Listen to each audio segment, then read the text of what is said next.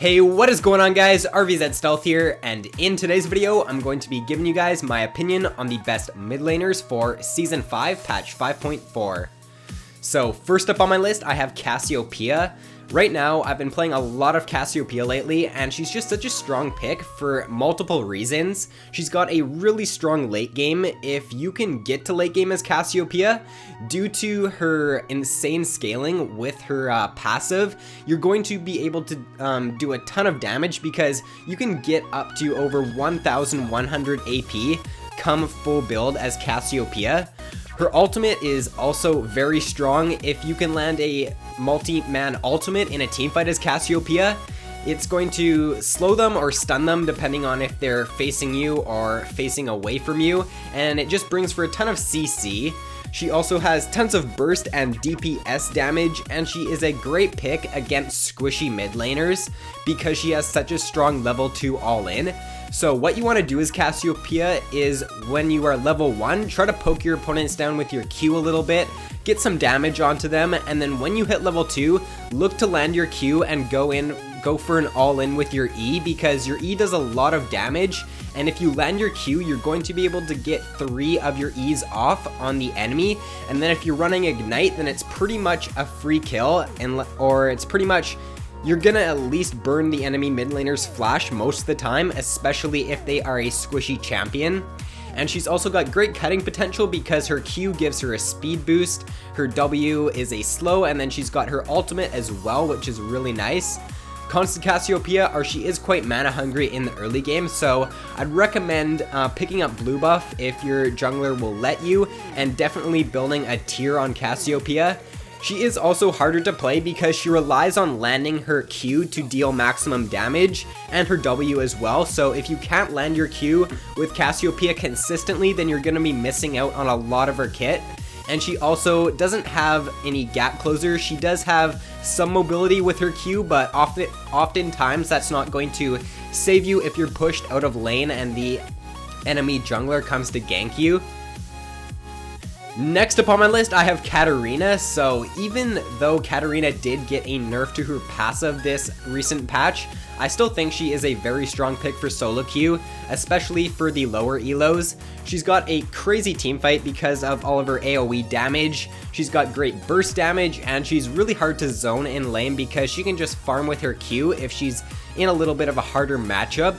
She's also a great roamer because of her high damage potential and because of her E, and she's also pretty easy to pick up on because she doesn't have any skill shots, and she's also resourceless, which means she can just keep spamming her abilities in lane whenever they are up. Cons to Katarina are she is weak against high CC teams, so you really have to choose when to go in when playing as Katarina. You want to make sure that you're keeping track of the enemy's cooldowns. For example, if the enemy Warwick has just used his ultimate on one of your teammates, and that's their best CC ability that can lock you down on the enemy team, then you should be looking to engage after that cooldown has been used. You don't want to go in if the enemy team has all of their CC abilities up unless you're really confident, because chances are they're going to use that on you and completely negate a lot of your damage. And she is also a weaker laner against some of the ranged mid laners. Next up on my list, I have Morgana. So Morgana, in my opinion, is a really good pick for mid lane right now because you're seeing a lot of AP mids being played, like Ahri, Katarina, Cassiopeia, Annie especially. She's a really good pick against Annie, and I've been seeing Annie in pretty much every single game in solo queue right now, so I definitely recommend picking up Morgana if you're going up against an enemy AP champion, because her black shield is really strong against them. It negates a lot of their damage, and it also negates CC abilities, which is why she's a really good pick against Annie especially.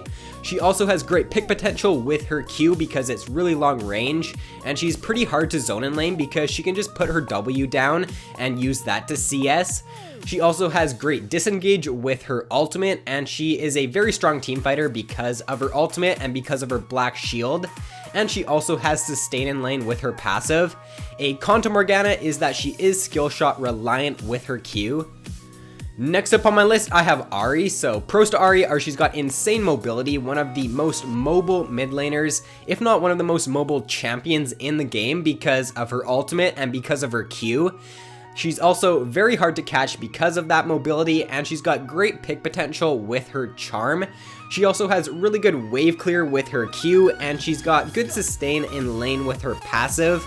A con to Ahri is that she is skill shot reliant because she relies on landing her charm to deal her damage. She doesn't rely on landing it as much as she did before, but her E and her Q are a lot of her damage, and if you can't land those, then you're going to be missing out on a lot of her damage. So number 1 on my list for patch 5.4 is Annie. So right now, I've probably played 10 games with Annie in the past 2 weeks, and I'm almost 100% sure that whoever had the Annie on their team won every single game. Like, she is just such a strong pick with her stun Tibbers, and it just brings for such insane burst and crazy team fight.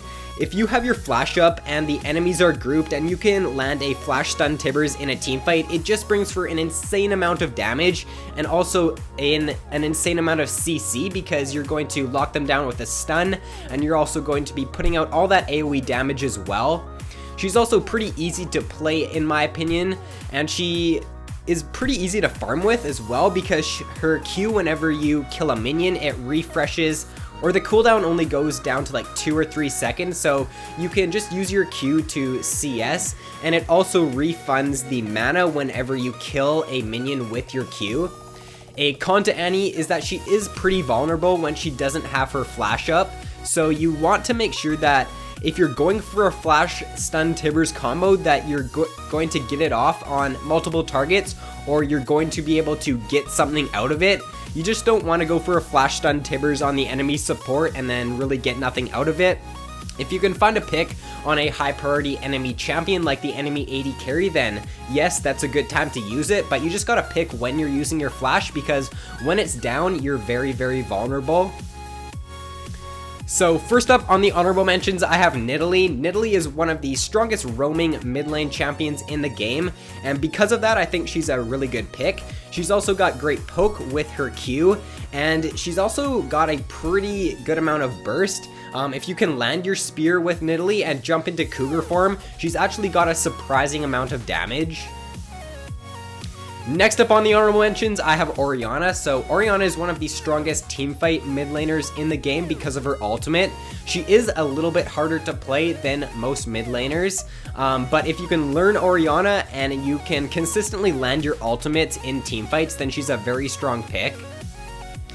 Next up on the honorable mentions, I have Lissandra. So Lissandra does have some weaker lane matchups because she is shorter range than some champions like Xerath, Ziggs, Orianna all do pretty well against Lissandra, but because of her insane amount of CC, if you can't play her in the top lane for some reason, then falling back to her in the mid lane is not a bad choice. Next on the honorable mentions, I have Talon. So Talon is one of the strongest AD champions for mid lane in the game in my opinion because he's really easy to play and he's got an insane amount of burst, and his burst isn't easily negated by items like Quicksilver Sash or Zhonya's like Zed's damage is. So Talon's damage is also really sneaky in a sense that you can use your ultimate to sneak up on your opponents, and then you're going to just jump on them and you're going to be able to burst them down before they can even react most of the time. Next on the honorable mentions, I have Swain. So Swain is a really good pick against assassin mid laners like Yasuo, Zed, Talon. He does really well against them because whenever they try to go in and burst him down, Swain can just pop his Zhonya's and heal with his ultimate, and because of his ultimate, he's just going to be able to sustain really well against them, and definitely build a Zhonya's as your second item on Swain because it's a really good pick against those assassins, and it's really the reason why he's a great pick against them. Next up on the honorable mentions, I have LeBlanc. So LeBlanc is a higher skill cap champion. She does have a lot of combos that you need to learn on her, and I don't think she is the best pick for everyone, but if you do take the time to learn her, she does an insane amount of burst damage, and she's got really, really strong mobility with her W as well. So last but not least, on the honorable mentions, I have Zed. So Zed, in my opinion, is a really good pick if you know how to work around items like Zonya's and Quicksilver Sash, because come late game, if the enemies are buying those items, then it's going to be really hard for you to burst down an opponent, and you might be better off just split pushing. But Zed is a good pick if you know how to play him correctly, and he's really strong if you can get ahead with him, but if you do fall behind with him, then he is pretty weak. And also come late game, like I said, because of the items like Quicksilver Sash and Zonya's, he does fall off a little bit. So that is all for the video, guys. If you enjoyed, then be sure to give it a like and subscribe if you haven't already. Thank you guys so much for watching. I hope you all have a great day, and I will see you in my next video.